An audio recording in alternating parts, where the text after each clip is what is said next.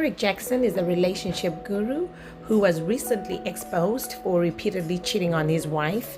By his own admission, he had sex and everything else under the sun with these women. So let's go ahead and listen to his apology.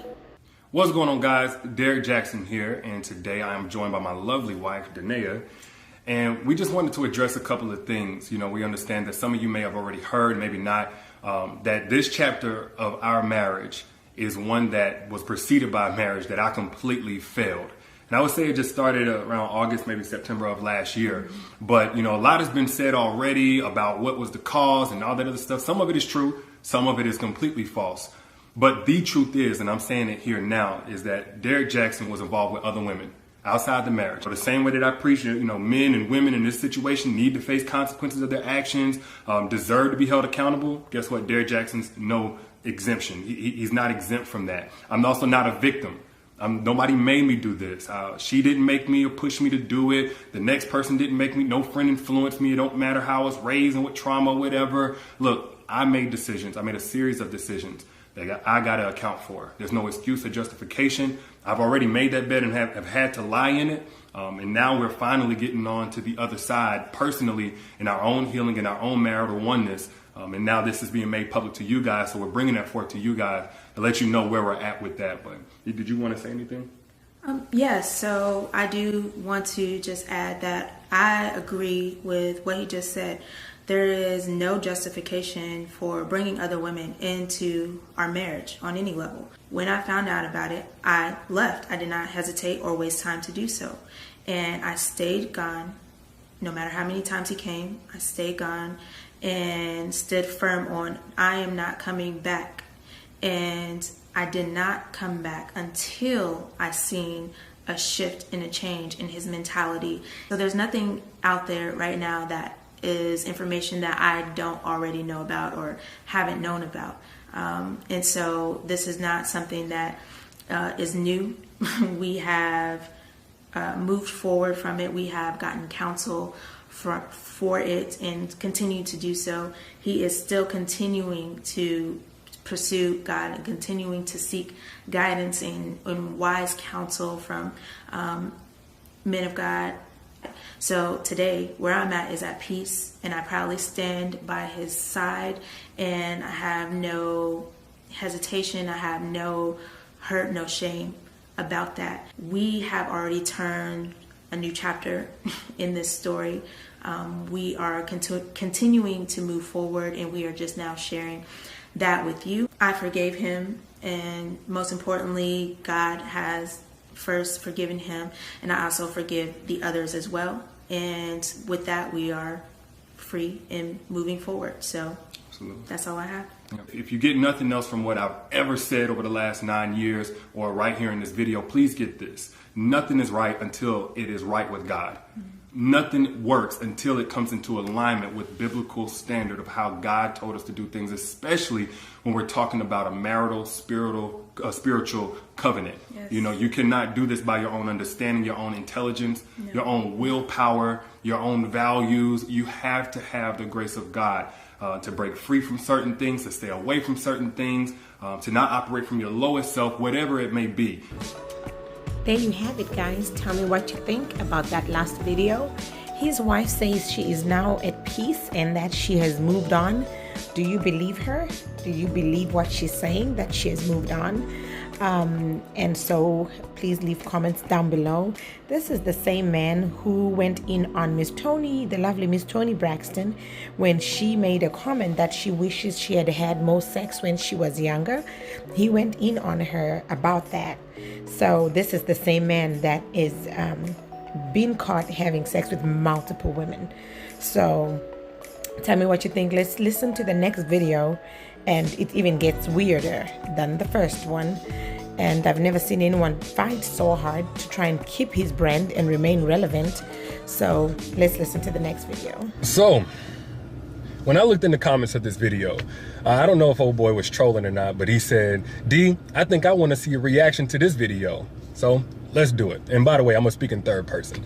A lot of you already seen this, but this is Derrick Jaxn. A lot of people think of him as a relationship expert and guru and all of that. Well, he and his wife are making this video because apparently at some point in their marriage, or maybe even beforehand in the relationship, he didn't take his own advice and he stepped out and he got involved with other women, as you heard them say. Now, upon first impression, nothing really stuck out to me about him, but more so about the wife. Like, I heard her say that she stands with her husband, she's proud to love him. I heard her say that, you know, this is some time ago, they've already processed this, overcame this, dealt with this a long time ago, and nothing's really new to her. But just by her body language, I was really wondering, like, did he force her to do this video? Like, she looks super uncomfortable, like she doesn't want to be there. But then I watched their live chat that they did right afterwards, and, you know, I kind of caught that this is just a part of her personality, so that kind of explains somewhat of her demeanor. You know, she clearly has a mind of her own, if you saw the live chat too, and she said that the live chat even was her idea. So with that, cool. She wants to stand by her husband. She feels like he's worth it. She has that right. Now, as far as what he said, I understand and I completely applaud him taking accountability, because too many times we see dudes and they got this sob story about how they was raised and, you know, they broken home and the goldfish died and they never seen a marriage and all that. He didn't do that. He just took accountability. But I hope he understands that all the accountability in the world is not going to rebuild broken trust. Not on a personal level, and even with the public that he's addressing. Like, even his most loyal supporters at this point will probably have a raised eyebrow from this point forward whenever he wants to condemn another man for something like this, and rightfully so. So hopefully he understands that. And I also thought it was very intriguing how he brought in God at the end. You know, I don't really hear him speak like that. So, you know, do it God's way or else it's going to fail. Now, if I saw that a couple of years ago, I honestly would have called BS. I honestly would have been like, nah, dude, like, you can't use God as a scapegoat, you know, as if you not having Jesus is why you did what you did. Like, if Jesus was there with you when you was with those other women, Jesus would have zipped up your zipper for you. That's not how it worked. Like, who are you kidding? But now I have a relationship with God for myself, so I hear things a little bit differently. And what I heard whenever he said that was that, you know, when you go into a godly commitment, which marriage is supposed to be, you can't lean on your own understanding. You can't do it by yourself. You can't do it by your own willpower, your own good intentions and vows and love for a person. If you go into a godly commitment, you have to lean on God. You have to do things like to God's standard. You have to rely on God's grace. That's the only way you're going to be able to do it for the long term. And that I can personally relate to. Now, regardless, whether you like them, love them, or hate them, I think this is a great example as to why we don't need to be putting anybody on the pedestal. Nobody. And I think a lot of women did that. And I'm not even going to say it's the women's fault by themselves, because this dude, he never really showed his struggle. You know, we understand, oh, we're all humans and we all make mistakes, but he never showed those mistakes, not for real. I think he wrote about it or something like that, but he never showed that side. So it's not really all on the women. But I've seen a lot of women put this dude on the pedestal to the point of idealizing him and even comparing their man to him. Like, they'll compare their man's good, bad, and ugly whole story to Derrick Jaxn's snippet, you know, which is, of course, a standard nobody can meet consistently. That's like a dude taking a picture of another woman who's in shape and she got a 4-pack and, you know, she just beautiful and all of that stuff and her body's just super tight, and him comparing his woman to that woman because his woman got a couple extra pounds from having a baby. Meanwhile, he don't know that woman in the picture may not even be able to have children. She may be struggling with that and coping with it by working out 2-3 times a day. She may have an unhealthy body image, and that's why she works out obsessively and consistently and looks so good. Like, you don't know. You know what I'm saying? So I don't think it's healthy. I don't think it's wise to ever idealize somebody or compare them. Like, not only because somebody can be living a double life, which I don't think is quite the case here, according to his wife, behind the scenes, without anybody knowing. Of course, this part ain't gonna blow up, but he's been putting in the work to kind of reconstruct what all had been broken since last year. So I don't think it's a double life thing, but you don't know what struggle somebody has behind the scenes. You don't know their shortcomings. You don't know where they're falling short. So it's just not wise to compare, you know, on any level. Nonetheless, I know some people will see this type of video, even though he's come forward and he's been completely honest. Some people are just going to close the book on D. Some people are going to close the book on this dude and say, you know what? I'm done with you. Cancel culture, come here. I'm more so on the side of his wife and just basically letting this be a new chapter of how I see him, because I do believe that his content over the years has helped a tremendous amount of people. You know, he tells the truth. He speaks facts. And quite honestly, I'm gonna be real with y'all, I've needed several new chapters in my own life, Lord knows. And I'm not ashamed to say it, but I'm no guru. Those are just my thoughts. Y'all let me know what you think down in the comments. And by the way, he has a book detailing how he and his wife overcame all of this in their private lives a long time ago, matter of fact. It's called Heal Together Without Hurting Each Other. So if you're in a situation like this, you want to let God in to totally restore it better than new, click the link down in the bio or up in the bio in the caption. I got a 50% off deal for you guys who are watching this video right now. But yeah, let me know what you think down in the comments. I'll holler at y'all later. Y'all be good. Peace. All right, guys, so a lot of what he said was really cringe-worthy. It's almost like you're watching a movie, but unfortunately it's not. It is real. I don't think that he is accountable for his actions. I don't think he takes responsibility. As he's speaking in third person, he says that he applauds him, the guy who is really himself, for taking accountability. But my thing is, why are you talking in third person? If you're talking in third person, you're trying to distance yourself from your actions. And to me, that's not taking accountability. He blames everybody. He blames the women who were supporting and watching his channel by saying that it's not a great idea to put anyone on a pedestal. And he feels that's one of the reasons why he ended up cheating. He said that some women even compared him to their men. And he doesn't totally blame those women, though. You know, he does think that this guy also shouldn't have had this image. But this guy, he's talking about himself.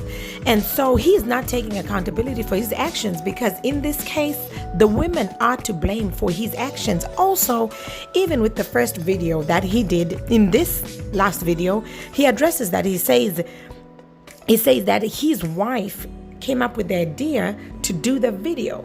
His wife.